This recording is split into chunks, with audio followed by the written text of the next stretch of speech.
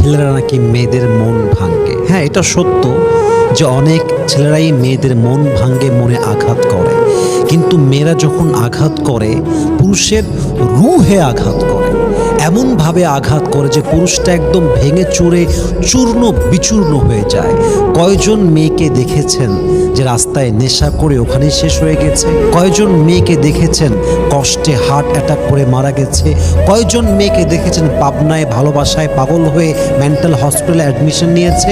কয়জন মেয়ে আছে? সবই পুরুষ।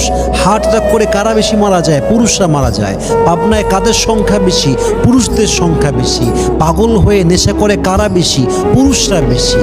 এটা মাথায় রাখবেন যে পুরুষরা মেয়েদের মনে আঘাত করে, আর কিছু মেয়েরা পুরুষদের রুহে এমনভাবে আঘাত করে তার আত্মাটা কেঁপে যায়, তার জীবনটা এমনভাবে নষ্ট হয়ে যায়, পুরুষ তার কাজেও মন দেয় না, পুরুষ তার ফিউচারেও মন দেয় না, পুরো ক্যারিয়ার, পুরো জীবনটা ধূলিসাৎ হয়ে নিঃশেষ হয়ে যায়। ঠিক কিনা বলেন সবাই আপনারা?